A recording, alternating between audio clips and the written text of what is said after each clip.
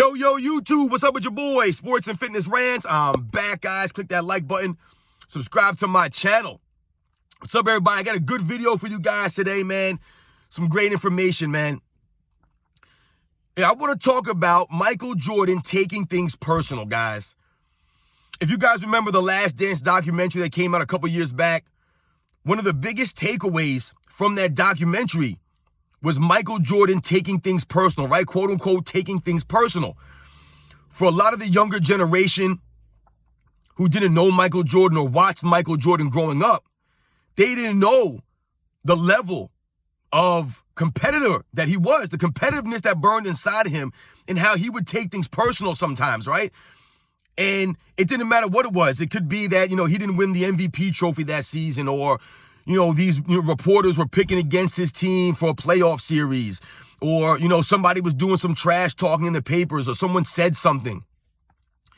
And Michael Jordan would take that and use it as fuel against that team, that player, whatever it was.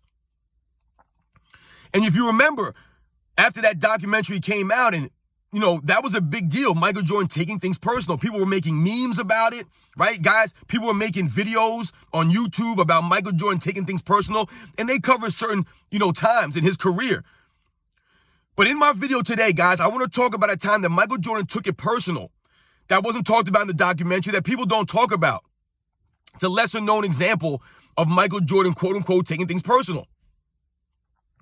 So if we think back to 1993, guys, I want to talk about the 1993 Eastern Conference semifinal matchup against the Cleveland Cavaliers.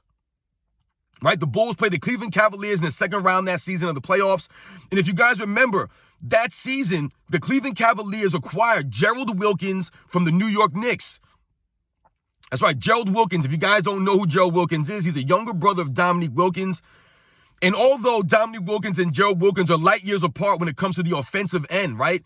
Just in terms of in general of their careers, Dominique Wilkins is way in a whole nother stratosphere compared to his younger brother, Gerald. However, when it comes to the defensive end of the ball, Gerald Wilkins was a very good defender. He was a better defensive player than his brother, Dominique. Gerald Wilkins never made an all-defensive team per se, guys. But when you look at the era that he played in, I believe Gerald Wilkins played from like 86 to like 98 or something like that. But if you look at the era that he played in and the position he played, that shooting guard position, they were all-time great defenders in the era that he played in. So it was tough to crack an all-defensive unit when you had guys like Joe Dumars and Sidney Moncrief and, Paul Pressey and Michael Jordan and Michael Cooper. You had a lot of good wing defenders at that time. Alvin Robertson. So for someone like Gerald Wilkins to get into that all-defensive team was very hard. But just because he didn't make an all-defensive team does not mean that he was not a quality defensive player. Gerald Wilkins was absolutely a very good defensive player. He had the size, the athleticism, and the grit to be a good, solid defensive player, which he was. Very gritty, Gerald Wilkins.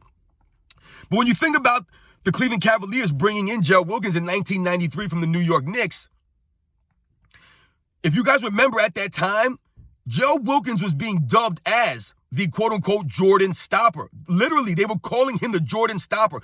That's why the Cleveland Cavaliers brought him in. Because if you guys know the history between the Chicago Bulls, Michael Jordan specifically, and the Cleveland Cavaliers, Michael Jordan notoriously burned Cleveland in the playoffs, right? If you think about 1988 first round in a 5-game series, Jordan crushed them. You think about the shot in 1989 to knock the Cleveland Cavaliers out of the playoffs in that first round, and back-to-back years. And if you think about the 1992 Eastern Conference Finals, the year before, Michael Jordan and the Bulls beat the Cleveland Cavaliers. So you're talking about 3 out of 4 seasons, the Bulls had knocked the Cleveland Cavaliers out of the postseason, and Michael Jordan was a big reason why. So they brought Gerald Wilkins in 1993 to be the quote-unquote Jordan stopper.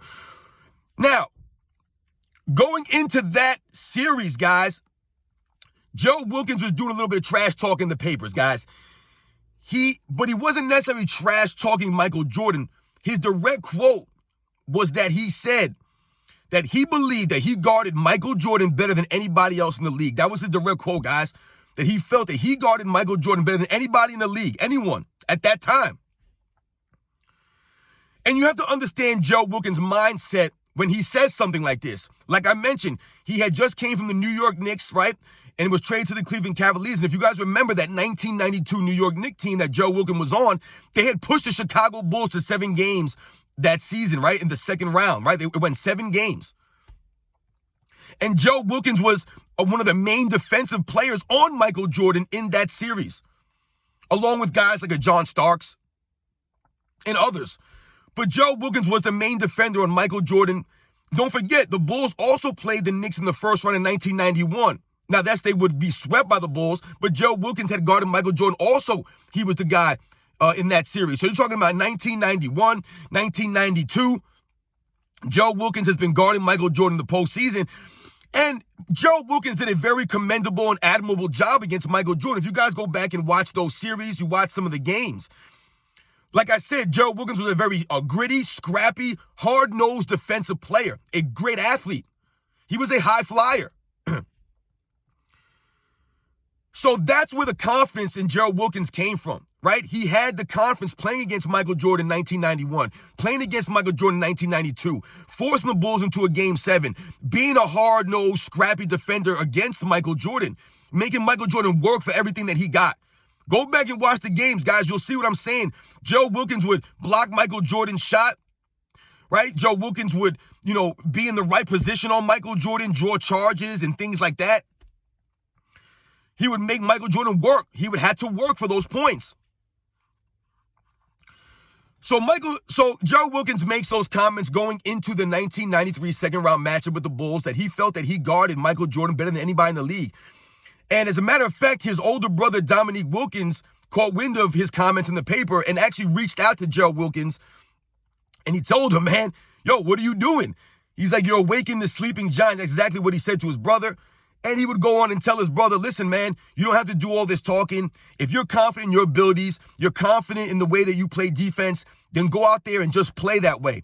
Prove it with your play. You don't need to do any talking or things like that. And because Dominique Wilkins understood that someone like a Michael Jordan was going to use that as bulletin board material, Michael Jordan was going to use it as fuel and take it, personal, guys, right? That's Michael Jordan's MO.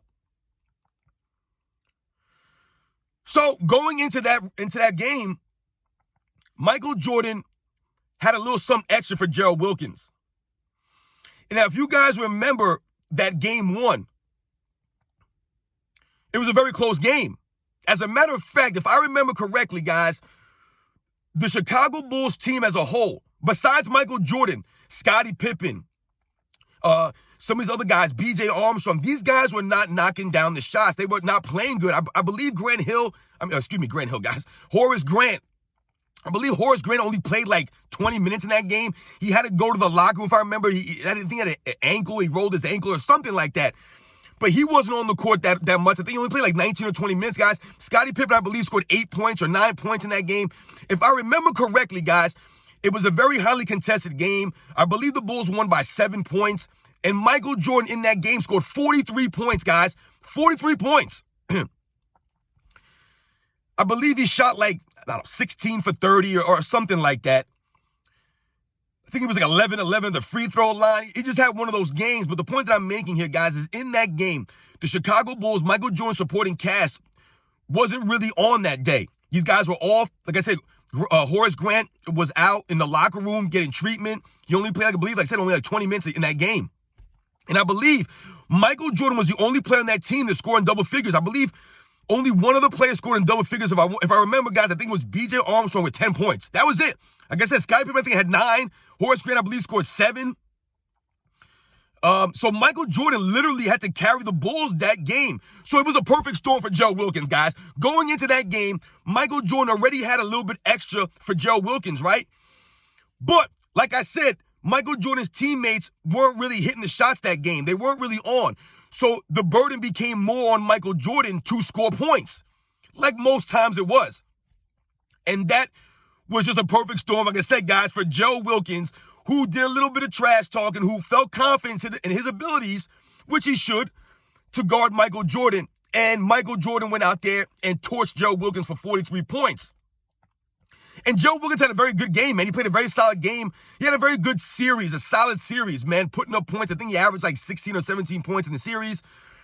And I don't remember how many points he scored in that game particularly, But Gerald Wilkins made Michael Jordan also work on the defensive end. See, that was part of what a lot of these guys wanted to do.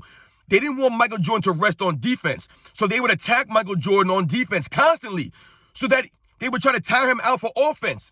That was a strategy that a lot of players used in that era, to try to make Michael Jordan work on defense so that he couldn't just save all of his energy for the offensive end. And that's what Gerald Wilkins did. Not only did he make him work on offense, he made him work on defense.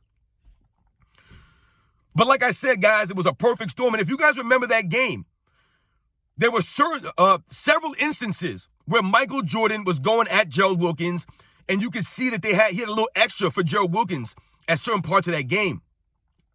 And the game came down to the last several minutes where I believe Michael Jordan finished with a flurry.